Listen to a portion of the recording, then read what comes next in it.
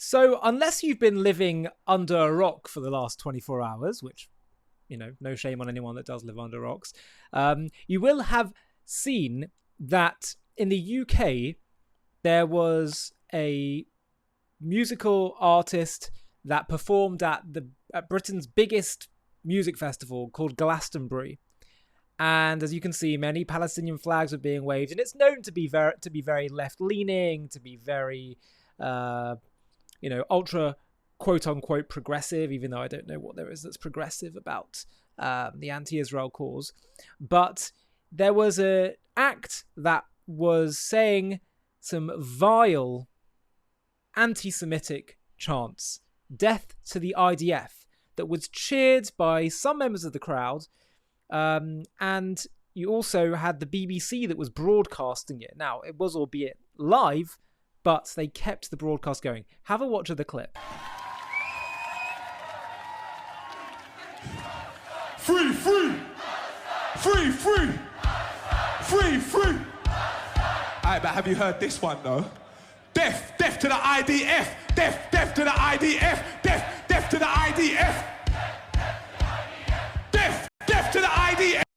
Now, just to point out, there was later on in his act, he goes on this whole rant about working for Zionists and, just starts cursing these people, again, using as if Zionist is some kind of slur.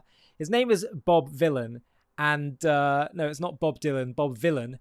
And I want to talk you through the reaction that we've seen, because this is where it gets really interesting. What are the British public going to make of all of this? Because what's interesting to me is that actually, before people rush to say, look how terrible Britain has become, look how terrible things are. Yes, on the one hand, this is a red flag, and I'm going to talk about the red flags. But there's also been some signs that there are people in Britain that are saying, we're not putting up with this anymore. And this is the question: which direction is Britain ultimately going to turn in the end? So the leader of the opposition, Kemi Badenoch, wrote, "This is grotesque. Glorifying violence against Jews isn't edgy. The West is playing with fire if we allow this sort of behaviour to go unchecked. The cultural establishment needs to wake up to the fact that this isn't protest, it's incitement. Less than 2 years ago, hundreds were raped and murdered at a music festival. It's not just the act, but the gormless people clapping along and cheering, people with no idea what real terror is. They don't understand the evil ideology they're amplifying, and they don't care." Brendan O'Neill said, "Let's speak frankly." By the way, I'm hopefully going to be interviewing him on Wednesday, so if you have any questions for Brendan, please post in the comments. He said in The Spectator, "Let's speak frankly, our moral crisis is too pressing for pussyfooting.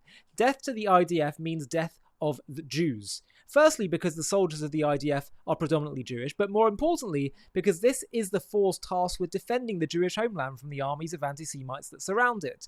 The IDF is the only thing standing between the Jewish state and its genocidal obliteration by the apocalyptic bigots on its borders. The death of the IDF would be the death of the world's only Jewish nation. Untold numbers of Jews would perish in the event of this thing dreamt of by the preening middle classes of Glastonbury.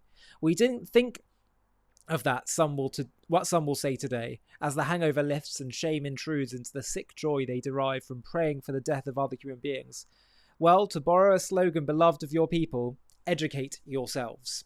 But before I continue with this video, I wanted to tell you about something that we've just launched.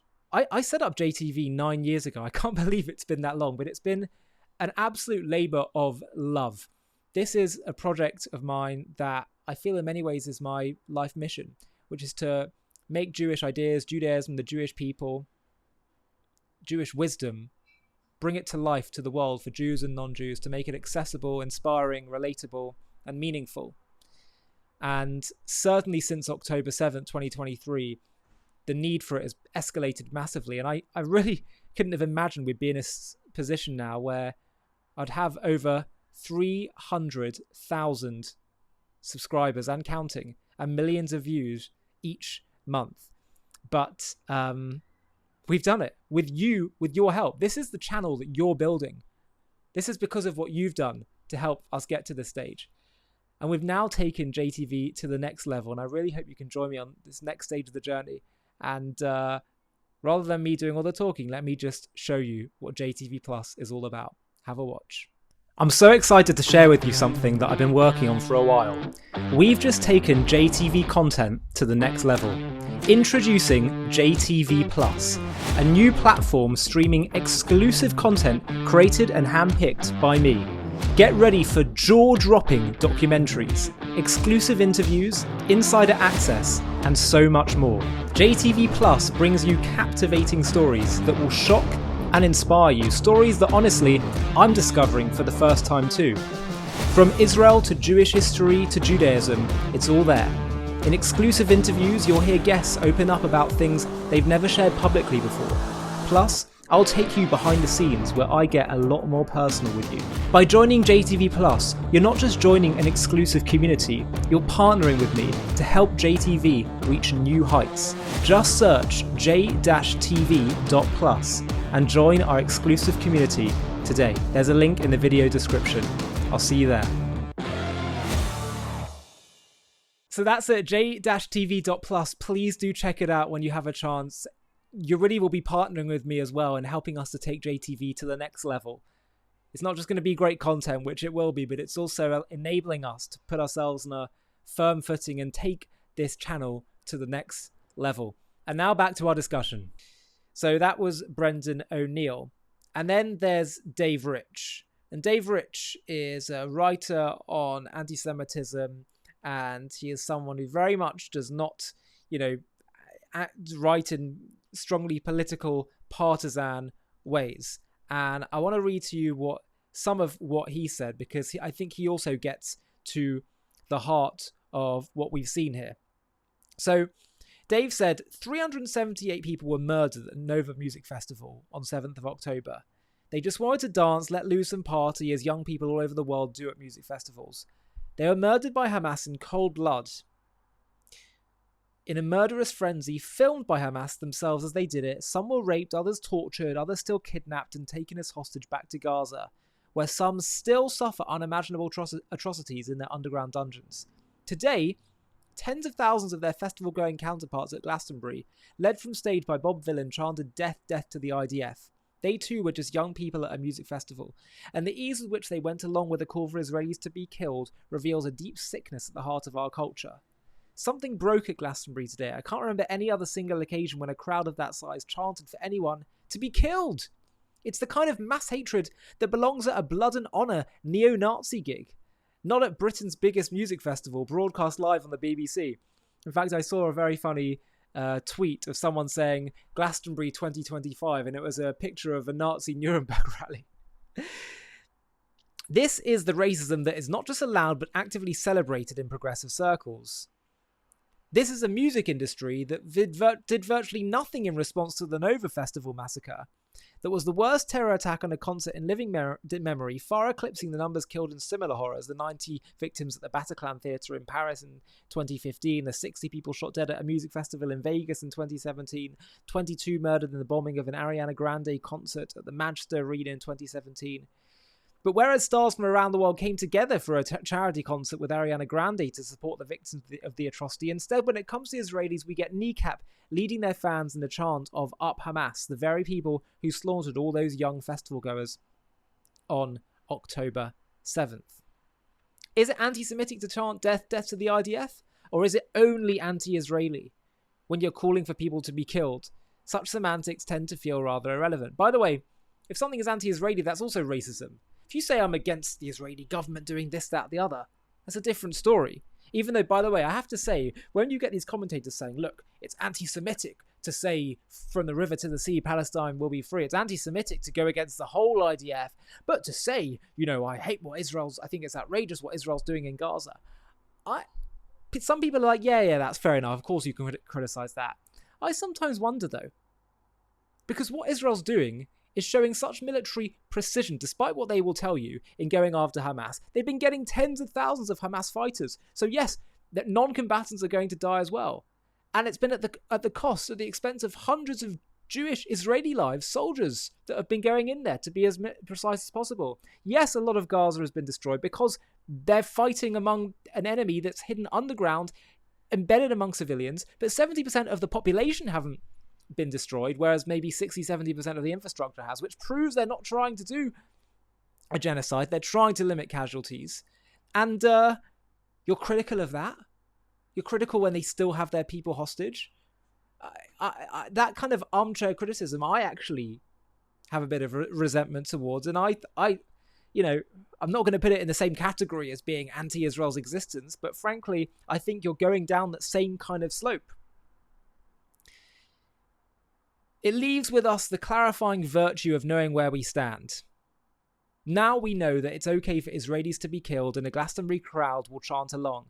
The festival is inclusive, we are told by its owners, and open to all, even to those who want to see the mass murder of our fellow Jews in Israel. Despite all the warnings and previous complaints about the BBC's inadequacies in this area, despite the obvious and predictable controversy surrounding Kneecap, which was another band that performed, who were deeply hostile to Israel, that waved, I think, Hezbollah flags previously. Despite the fact that we're living through a time of such heightened extremism and anti-Semitism, the British national broadcaster was so ignorant or complacent or complicit that they managed to broadcast death to the IDF to the nation. Incitement to violence via the license fee. Just when you thought a new low was impossible, they found a way. If anyone is still wondering why so many Jews are asking, what's happened to this country? This is why. Whether it meets an academic, technical definition of anti-Semitism is beside the point. Murderous hatred is alive in our society, and it's directed at people like us. If that doesn't bother you, if it doesn't ring every alarm bell in your anti-racist consciousness, then you aren't the anti-racist you think you are. You're just an anti-Semitic fellow traveller with a Glastonbury wristband. Michael Dixon said, following their chants for the death of Israeli servicemen and women from the Glastonbury stage, the band Bob Villain have been dropped by their management and agents. Rightly so. This was an evil terroristic call that has no place at a music festival or anywhere else. Now, I want to unpack the reactions to this because, again, as I say, it's been mixed. And some of it's been concerning. Some of it has actually shown that maybe people are waking up. Let's start with the negative. This is Wes Streeting, who is Britain's health minister. And when he was asked about this, he starts engaging in whataboutery, where he says, well, you know, actually, I would say to Israel and the Israeli embassy, get your own house in order, which was utterly appalling. The Israeli embassy says what happened at Glastonbury raises questions about the glorification of violence. Do you agree? I think that is a challenge, and that's why I don't think anyone should be cheering it on. I'd also say to the Israeli embassy, get your own house in order. What happened in the West Bank this week by Israeli settler terrorists needs to not only be condemned, it needs to be acted upon. And Israel cannot continue to look the other way while its own people are carrying out unwanted acts of terrorism and violence. They wouldn't tolerate it rightly against their own citizens. Their citizens are doing it to Palestinians, and it's got to stop. Just to be clear, he's basically blaming the Jews for people hating them. That's effectively what he's done. That's what he's saying here. Now, I'd like to point out that this is the result of his constituency election in the last election. Look how close he was to an independent Islamic candidate, Liam Mohammed.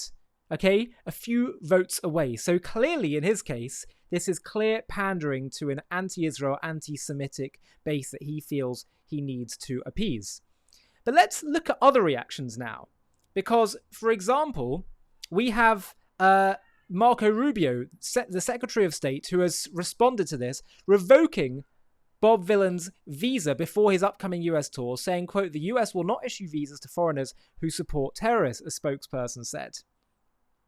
Open source intel said, imagine living in a country where mean tweets get you arrested, yet this is proudly aired on the nation's biggest network. This is something that other people have been commenting on. Lucy Connolly is someone in Britain that was arrested for suggesting that illegal migrants, when there were riots, suggested that she said to the rioters, let them burn down these, the hostels and hotels where they're being housed for all I care. She then took down and regretted the tweet, but was arrested for that and faced imprisonment. So people are saying, if you're going to put people in prison for hate speech, how can you have two tiers here? Now, the Prime Minister, on the other hand, did condemn what was said. And we saw numerous news and broadcasters and politicians condemning it. Nick Ferrari saying the BBC acting appallingly for hosting this and condemning these anti-IDF comments.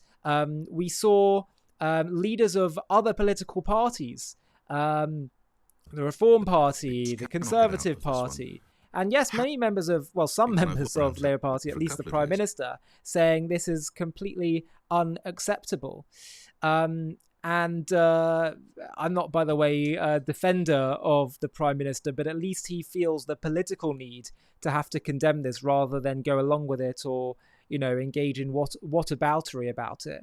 And it also looks like the police are investigating it. And on the show on Good Morning Britain, where you had people from left and right of the political spectrum, there were the presenters and commentators all in agreement that this was an unacceptable chant.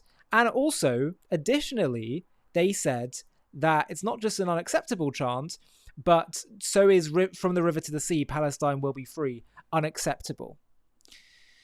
That was interesting to me to see that. I want to show you the words of Haviv Rettiger, who said, "This isn't how Israel will fall, this is how Britain will fall." This kind of hatred occasionally filters into the Hebrew language world of Israelis, and in a subtle sort of way it radicalizes them. It makes them shrug at the world's pretense to morality. It's one of the sources of Israel's unity and competence in war. And it's a major source of our enemy's catastrophic societal failure and incompetence. If you build your next generation's culture on fantasies of our destruction, you're taking a well-trodden path, the path of large parts of Arab politics across 4 or 5 generations. And when that generation comes of age, enraged and obsessed and too invested in these fantasies to understand that none of this is anything but a supremacist cult, your country will begin to increasingly look like that failed Arab world. Our enemy's obsessive hatred of us was their own downfall, not ours. That's the funny thing, by the way. They claim that the Jews are the supremacists, but actually their obsession with Israel makes them, in many ways, the supremacists. So the reason I'm showing this all of this to you is because I think the jury is out on Britain and other countries in the West. On which way will they turn? Does what happened at Glastonbury represent what the majority think? I don't think so. But it doesn't always take a majority to overtake a society and a government and a culture. The question is, will enough ordinary, decent people stand up? And this is what ultimately is on the line. Israel's going to be okay. The question is, what will the people in the West decide to do? The allies of Israel, will they falter or will they stand strong? This is what I made a video on in the immediate aftermath of October 7th. October 7th is not a shame on the Jewish people. It degrades Hamas. It degrades those who support what was done to Israel. The question for Britain and other countries is not what's Israel going to do, but what are you going to do when Israel does what it needs to do? It's Britain's own moral standing, its own soul on the line here when it reacts to this. And that's what the real question is at this moment. I'm so excited to share with you something that I've been working on for a while. We've just taken JTV content to the next level. Introducing JTV Plus, a new platform streaming exclusive content created and handpicked by me. Get ready for jaw-dropping documentaries, exclusive interviews, insider access, and so much more. JTV Plus brings you captivating stories that will shock and inspire you. Stories that, honestly, I'm discovering for the first time too. From Israel to Jewish history to Judaism, it's all there. In exclusive interviews, you'll hear guests open up about things they've never shared publicly before. Plus, I'll take you behind the scenes where I get a lot more personal with you. By joining JTV Plus, you're not just joining an exclusive community, you're partnering with me to help JTV reach new heights. Just search j-tv.plus and join our exclusive community today. There's a link in the video description. I'll see you there.